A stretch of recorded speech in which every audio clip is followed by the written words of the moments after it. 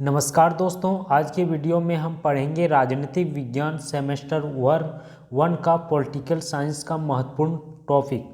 राजनीतिक सिद्धांत यानी पॉलिटिकल थ्योरी क्या है, परंपरागत एवं आधुनिक राजनीतिक सिद्धांत क्या है, आज की इस टॉपिक में पढ़ेंगे।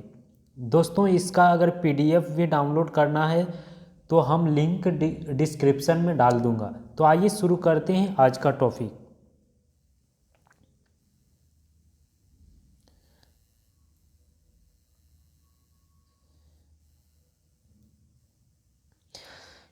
पहला, राजनीतिक सिद्धांत की प्रकृति एवं महत्व पर प्रकाश डालें। यह वेरी इंपॉर्टेंट क्वेश्चन है। ठीक है, कोर 1।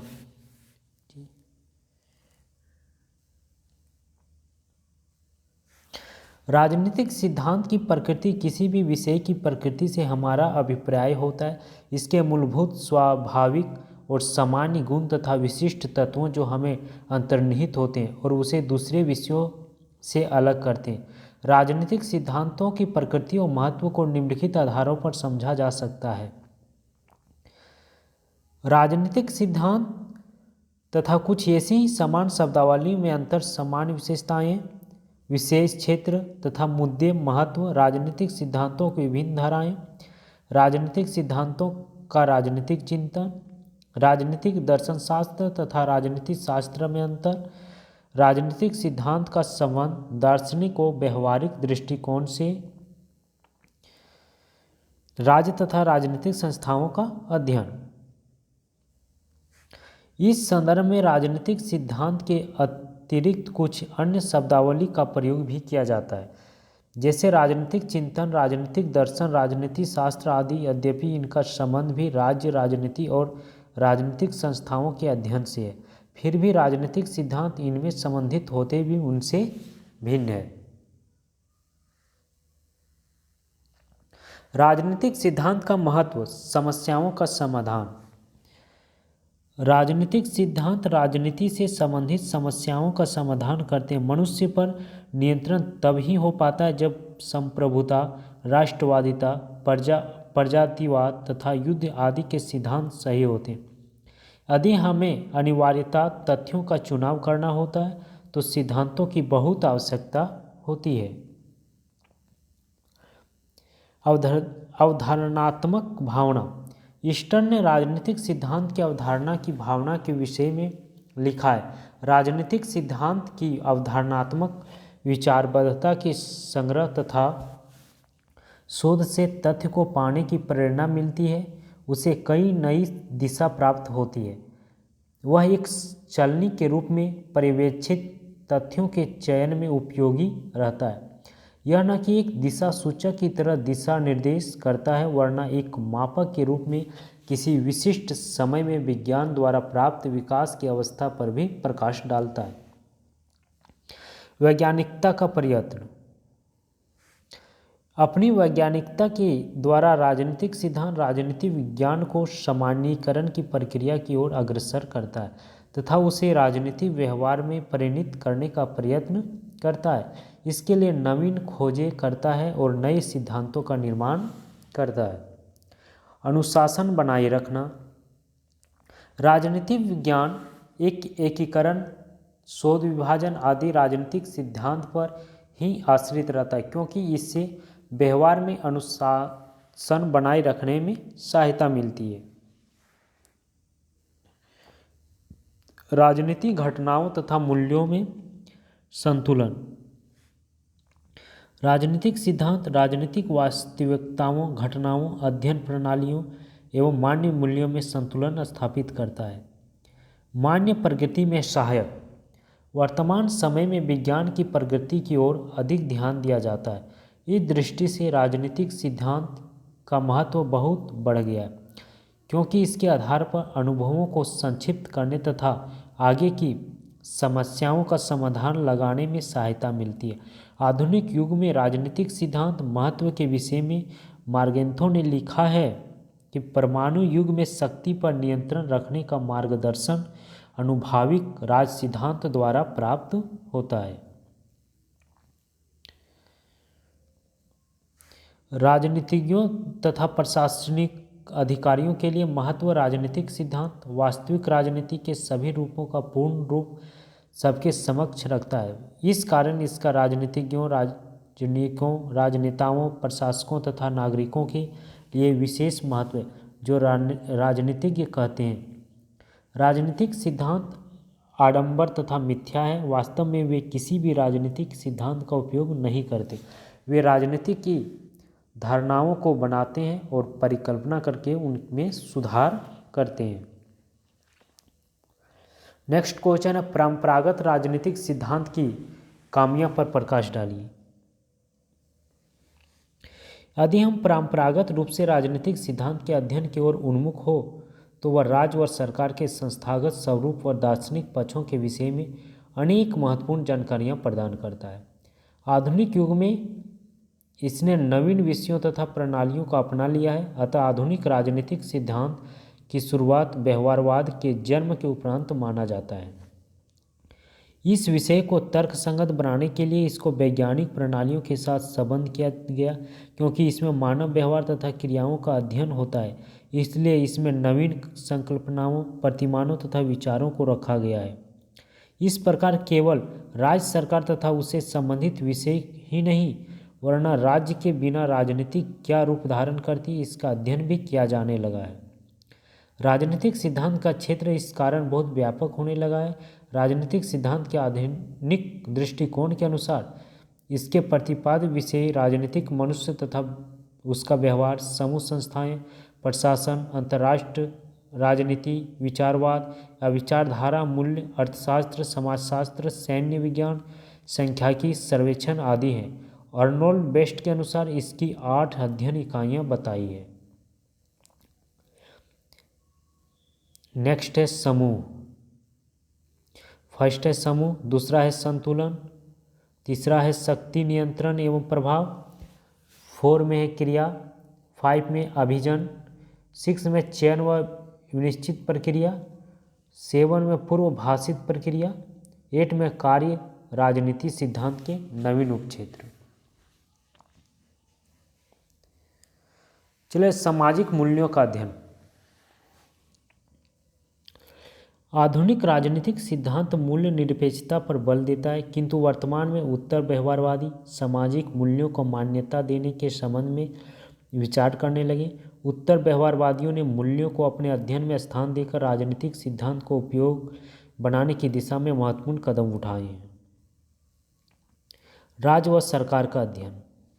आधुनिक युग में कुछ विद्वान राजनीतिक सिद्धांत को केवल राज्य का अध्ययन मानते हैं और कुछ के मतानुसार यह केवल सरकार का अध्ययन है। राजनीतिक विज्ञान का संबंध ऐसे राज्य से है जो उसकी आधारभूत स्थितियाँ, उसकी प्रकृति तथा विविध स्वरूप एवं विकास को समझने का प्रयत्न करता है।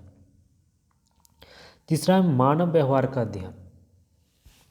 राजनीतिक सिद्धांत संस्थाओं के अध्ययन के विषय में बताता है, परंतु आधुनिक राजनीतिक सिद्धांत मनुष्य के राजनीतिक व्यवहार का अध्ययन कराता है।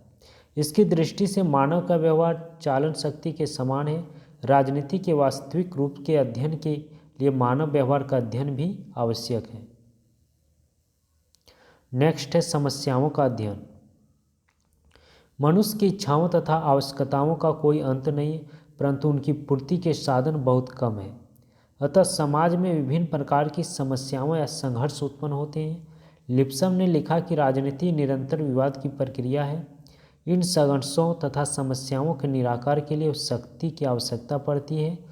आधुनिक राजनीतिक सिद्धांत के इन संघर्षों के समाधान के लिए शक्ति या संगठन के विषय में ज्ञान प्राप्त करते हैं।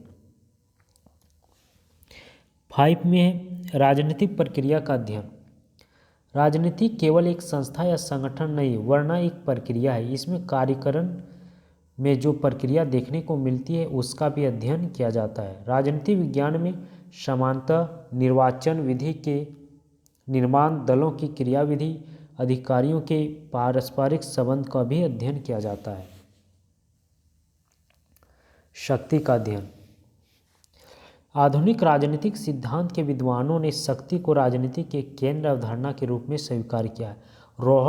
रॉबर्ट डहल ने कहा कि राजनीति शक्ति की तलाश है।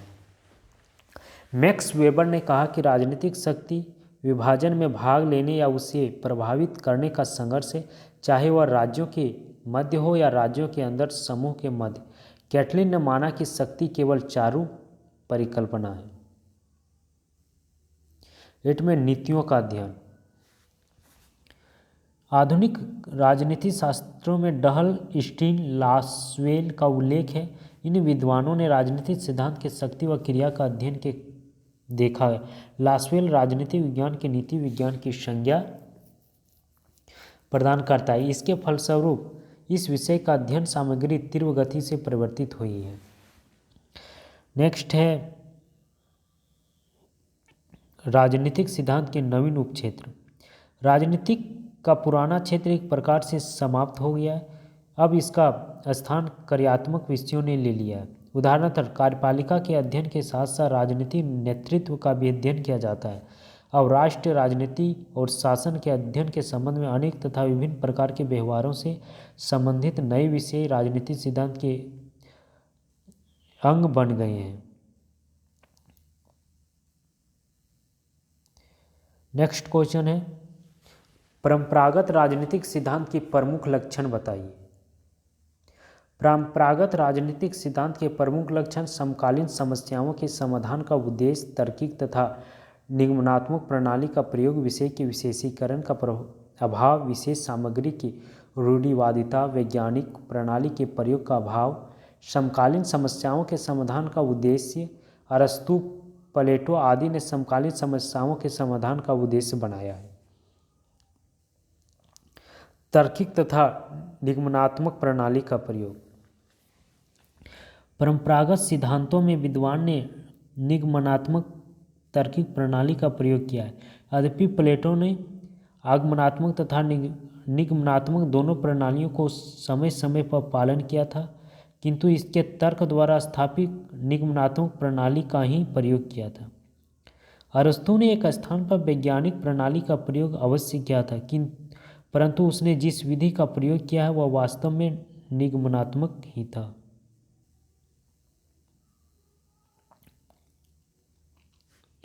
विषय के विशेषीकरण का अभाव। जिस प्रकार विभिन्न ग्रंथों में जो विशेष सामग्री उपलब्ध है उसका विभाजन करना अत्यधिक कठिन है, परंतु तथ्यों में वास्तविकता का पुट लाने का प्रयास किया है।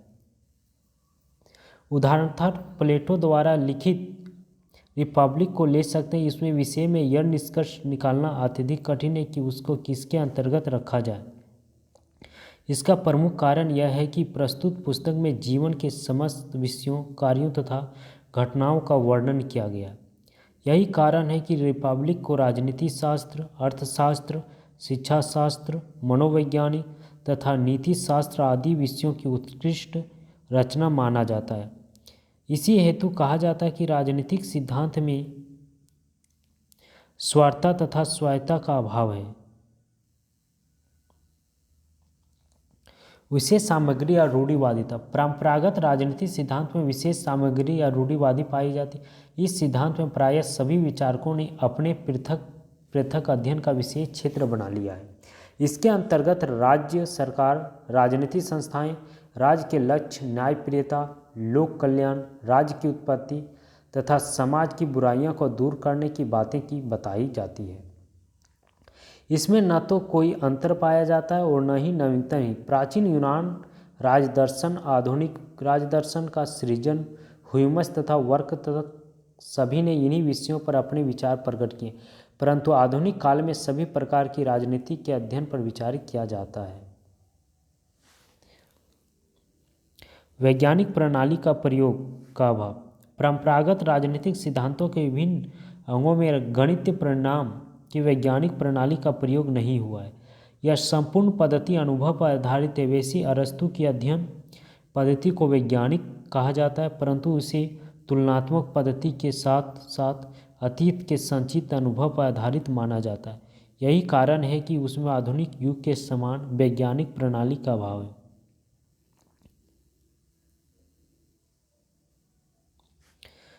राजनीतिक सिद्धांत की प्रमुख विशेषताओं को संक्षेप में समझाइए। नेक्स्ट क्वेश्चन है, राजनीतिक सिद्धांत का प्रमुख विशेषताएं क्या है। चलिए देखते हैं इसको। राजनीतिक सिद्धांत की कुछ मूलभूत विशेषताएं स्पष्ट की जा सकती है। राजनीतिक सिद्धांत मूलतः व्यक्ति की बौद्धिक और राजनीतिक कृति है। समानता या एक व्यक्ति का चिंतन होते हैं जो राजनीतिक वास्तविकता अर्थात राज्य की सैद्धांतिक व्याख्या करने का प्रयत्न करते हैं। विभिन्न चिंतकों के मत।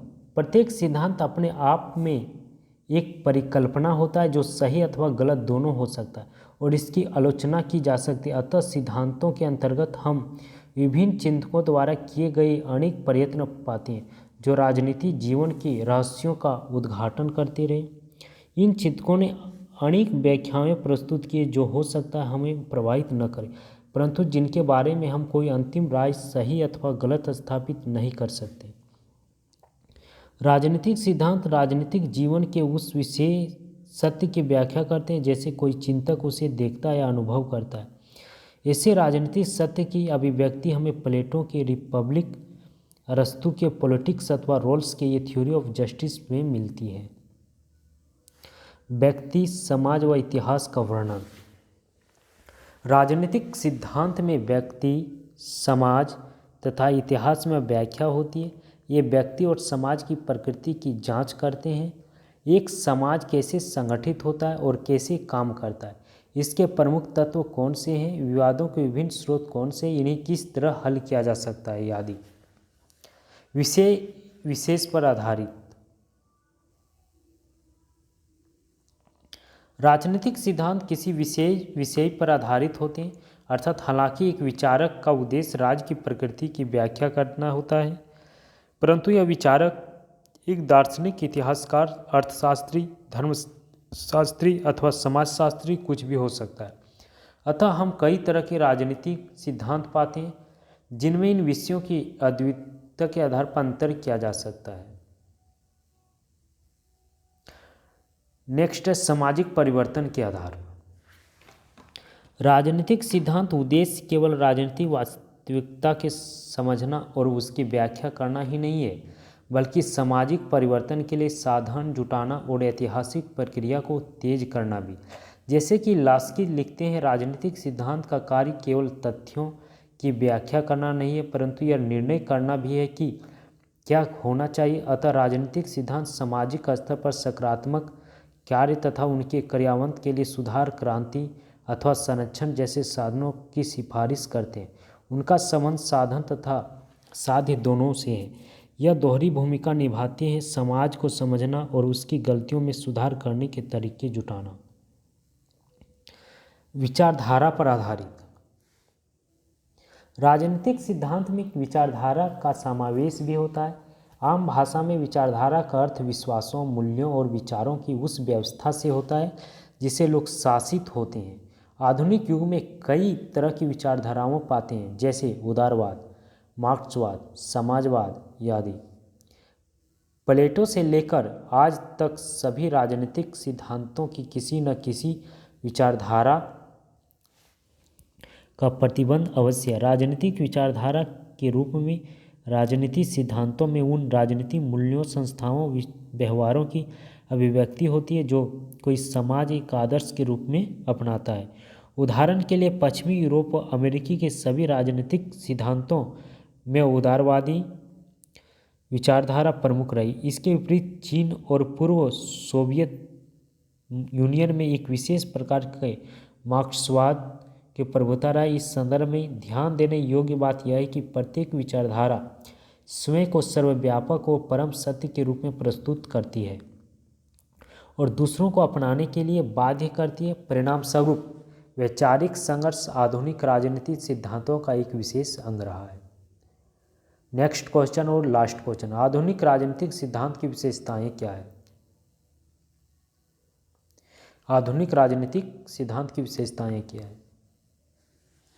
चलिए देखते हैं।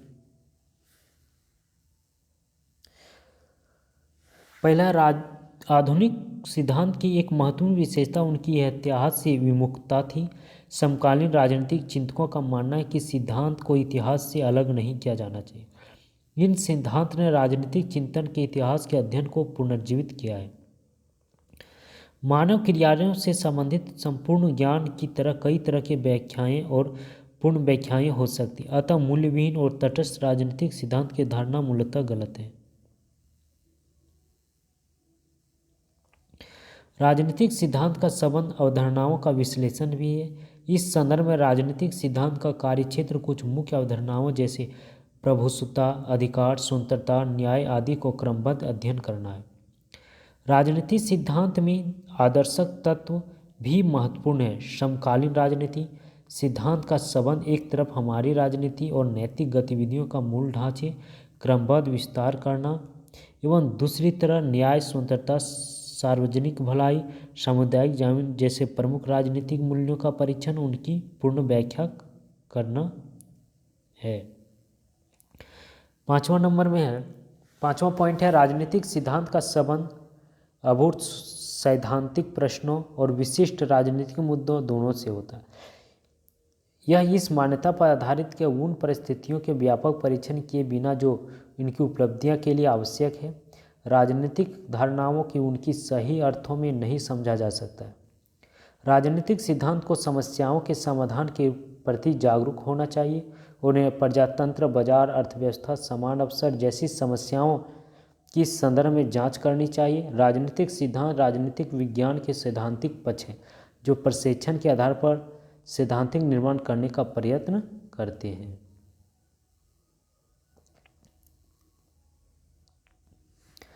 डेविड हेल के अनुसार आधुनिक राजनीतिक सिद्धांत की 4 विशिष्ट विशेषताएं हैं, जैसे दार्शनिक है अर्थात नैतिक वैचारिक ढांचों से संबंधित है, यह अनुभाविक अर्थात इसका संबंध विभिन्न अवधारणाओं की व्याख्या करने ऐतिहासिक है, अर्थात राजनीतिक सिद्धांत विभिन्न राजनीतिक धाराओं को ऐतिहासिक संदर्भ में समझना चाहते हैं। इनका सामरिक महत्व भी है, अर्थात ये इस संभावना का भी मूल्यांकन करते हैं कि हम इतिहास के किस मोड़ पर खड़े और कहाँ पहुँच सकते हैं। इन चारों तत्वों का योग ही राजनीतिक सिद्धांत की मूलभूत समस्याएं सुलझाई जा सकती है। इसका निष्कर्ष यह है कि राजनीतिक सिद्धांत एक निरंतर चलने वाला संवाद है। राजनीतिक चिंतन और परिकल्पना चलती रहेगी क्योंकि यह जीवन के उन मूल्यों से संबंधित है जो व्यक्ति के लिए जीने और मरने का प्रश्न होते हैं। सिद्धांत का उद्देश्य सामाजिक वास्तविकता के प्रति हमारी समझ में विस्तार करना और अच्छे जीवन की परिस्थितियां पैदा करना होता है। इस संदर्भ में क्लासिकी और अनुभाविक सिद्धांत में संश्लेषण जरूरी है। राजनीतिक सिद्धांत को विशुद्ध रूप में न तो दर्शन शास्त्र और न ही विज्ञान पर आधारित किया जा सकता है। दर्शन शास्त्र द्वारा उठाए गए मुद्दों का व्यवहारिक स्तर पर परीक्षण करना जरूरी है। इस तरह राजनीतिक विज्ञान भी भौतिक प्रश्न की अवज्ञा नहीं कर सकता। उदाहरण के लिए न्याय, समानता, स्वतंत्रता आदि अर्थों